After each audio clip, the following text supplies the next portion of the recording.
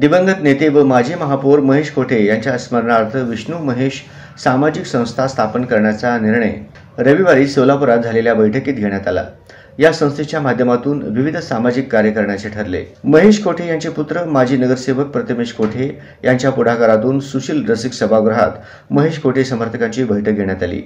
यावेळी महापालिकेचे माजी सभागृह नेते सुरेश पाटील, अशोक निंबर्गी, मधुकर आठवले, नाना काळे आदींची प्रमुख उपस्थिती होती। बैठकीत आमदार देवेंद्र कोठे यांनी ऑनलाईनच्या माध्यमातून सहभाग नोंदवला। महेश कोठे यांची 1 एप्रिल रोजी 61वी जयंती आहे। जयंतीनिमित्त 2 एप्रिल रोजी विडी घरकुल येथे भव्य महाआरोग्य शिबिर घेण्यात येणार आहे। बैठकीत संतोष सोमा, शशिकांत कैंची, सूर्यकांत जिंदम, गोविंद चिंता, युवराज सरवदे, ज्ञानेश्वर सपाटे, अक्षय वागसे, अमर एकलदेवी आदी उपस्थित होते।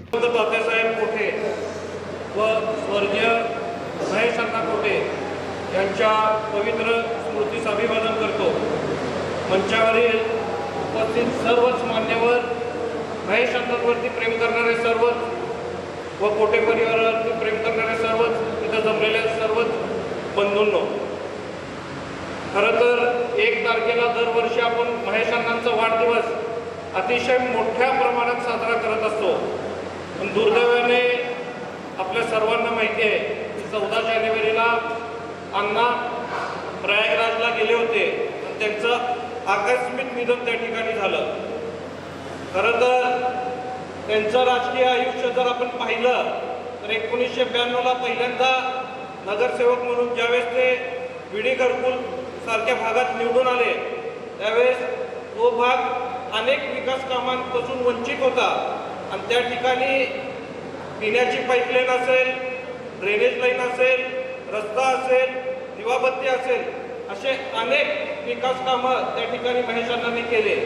आणि अनेकदा लोक सांगतात की त्या ठिकाणी ज्या घराची किंमत 15-20 हजार रुपयाची होती, आज त्या घराची किंमत जवळजवळ 15-20 लाख रुपये झालेली आहे।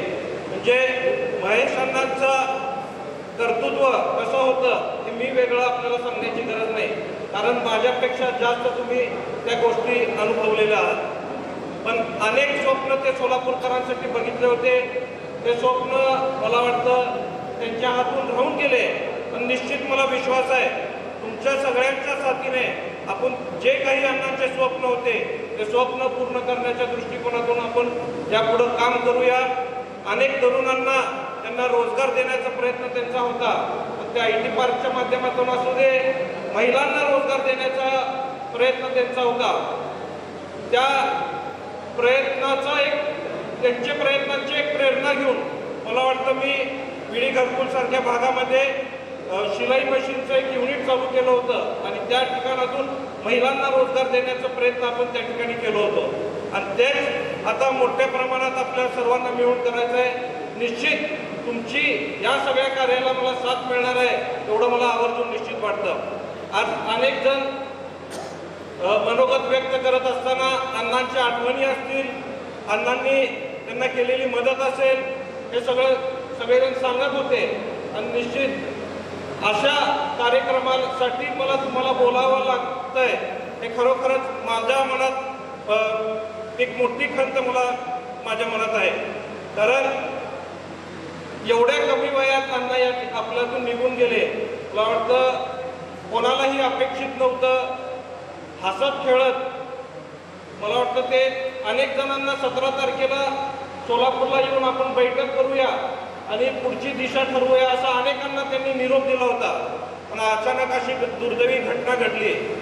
निश्चित मी एवढा आवर्जून सांगतो, आताच माझे मोठे बंधू देवेंद्र दादांनी आपल्याला जसं सांगितलं की तुमचा आशीर्वाद आमच्या पाठीमागं जसं ताज्या गेल्यानंतर होतं, महेश अण्णांच्या पाठीमागं होतं, आमच्या कुटुंबाच्या पाठीमागं होतं, यापुढेही महेश अण्णा जरी आपल्यामध्ये नसले तरी तुमचं प्रेम आणि आशीर्वाद आमच्या पाठीमागं असंच राहावं हीच विनंती तुम्हाला या निमित्ताने करतो। आणि तुमचे जे काही अडीअडचणी असतील ते अडीअडचणी आमच्या स्वतःचे समजून तुमच्या अगोदर त्या अडीअडचणी सोडवण्यासाठी आम्ही तुमच्या पुढं राहू एवढं आवर्जून सांगतो। तुमच्या अंगावरती येणारे प्रत्येक वार हे आमच्या अंगावरती घेऊन तुमची ढाल म्हणून आम्ही तुमच्या पाठीमागे राहू एवढंच निश्चित तुम्हाला या निमित्ताने सांगतो।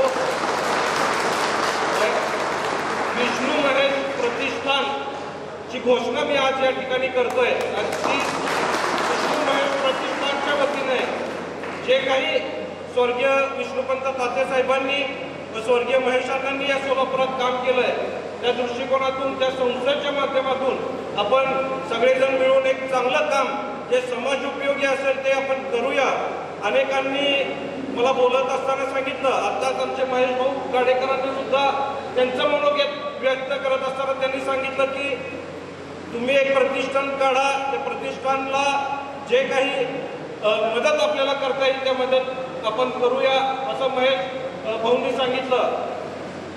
मग त्यावेळेस युवराज दादांनी सांगितलं, अक्षय भाऊंनी सांगितलं, अनेक जणांनी मला अशी संकल्पना दिली होती की आपल्याला सर्वांना मुख्यमंत्री आर्थिक सहायता निधी माहिती आहे, उपमुख्यमंत्री आर्थिक सहायता निधी माहिती आहे।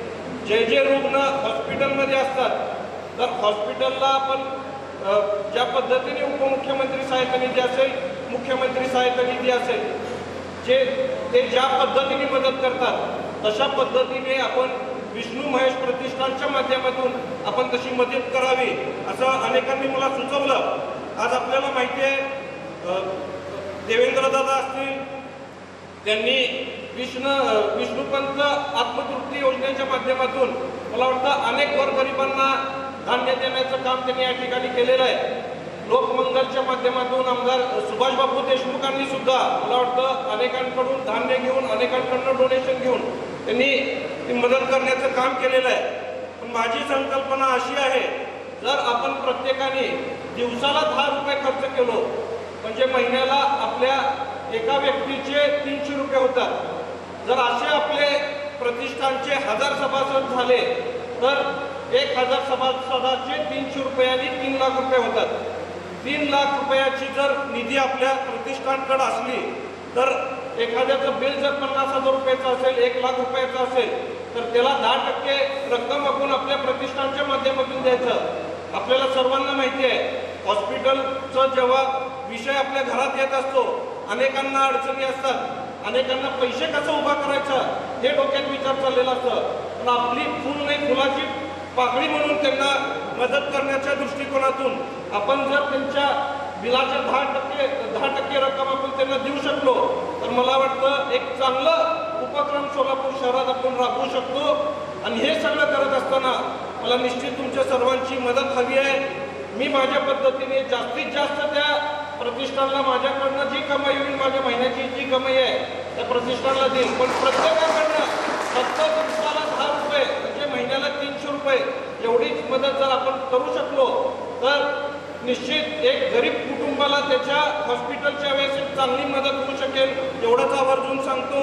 आणि आजच्या घडीला मला वाटतं दिवसाला 10 रुपये आणि महिन्याला 300 रुपये कोणाला मोठे नाही आहेत, त्यामुळं आपण हे जर उपक्रम चालू केलं तर अनेक डोनर सुद्धा त्या माध्यमातून पुढे येतील आणि अनेक जण डोनेशन करतील, पण त्यांच्यावरती सुद्धा आपल्याला लोड न घालता फक्त एवढ्याच रकमेची मदत आपण आता घेऊया आणि चांगलं मदत लोकांना करता येईल या दृष्टिकोनातून काम करूया। आज जर आपण 50,000चं जर बिल एकाचं झालं आणि 5,000 रुपयाची जर मदत झाली तर मला वाटतं आपण महिन्याला 60 कुटुंबापर्यंत पोहोचू शकतो, 60 कुटुंबापर्यंत आपली मदत पोहोचू शकते। या दृष्टिकोनातून आपण सर्वांनी काम करूया आणि जे सभासद आपल्या प्रतिष्ठानच्या माध्यमातून आपल्याला मदत करतील त्यांच्याकडे सुद्धा अनेक जण आपल्याकडे येत असतील की हॉस्पिटलला एवढा खर्च आहे, आम्हाला काहीतरी मदत करा। आणि तुम्ही जर एखादं नाव सुचवलं, तुम्ही जे दिलेली रक्कम असणार आहे, एखाद्याच्या जरी तुमच्या माध्यमातून मदत झाली तर तुम्ही दिलेली रक्कम सुद्धा ती तिथंच नील होणार आहे। या दृष्टिकोनातून आपण सर्वांनी काम करूया एवढाच आवर्जून सांगतो। अतिशय कमी वेळात आपण सगळेजण या ठिकाणी आलात की तुमचा खरोखरच मनापासून आभार व्यक्त करून सर्वांना निश्चित येणाऱ्या काळात जे काही अडचणी असतील त्या अडचणी सोडवण्याकरिता पुन्हा एकदा तुम्हाला आवर्जून शब्द देतो, कारण महेश अण्णा गेल्यानंतर अनेकांच्या मनामध्ये अनेक प्रश्न निर्माण झाले आणि अनेकांच्या मनामध्ये भीती निर्माण झाली, पण निश्चित महेश अण्णांचा आशीर्वाद आपल्या पाठीमागे असल्यामुळं आपल्याला कुठल्याही संकटाला घाबरण्याचं कारण नाही। कुठलेही संकट आपल्या समोर येऊ द्या, त्या संकटांवरती मात करून आपण निश्चित आपलं जे काही ध्येय आहे या सोलापूरसाठी जे काही अण्णांचं स्वप्न होतं, जे काही सामाजिक कार्य तात्यांनी चालू केलं होतं, जे अण्णांनी पुढे घेऊन गेलं, ते आम्ही तिघं भाऊ मिळून निश्चित पूर्ण करू एवढं आवर्जून सांगतो. सर्वांचं मनापासून आभार व्यक्त करून पुन्हा एकदा शुभेच्छेतून आपली रजा घेतो. जय हिंद, जय महाराष्ट्र.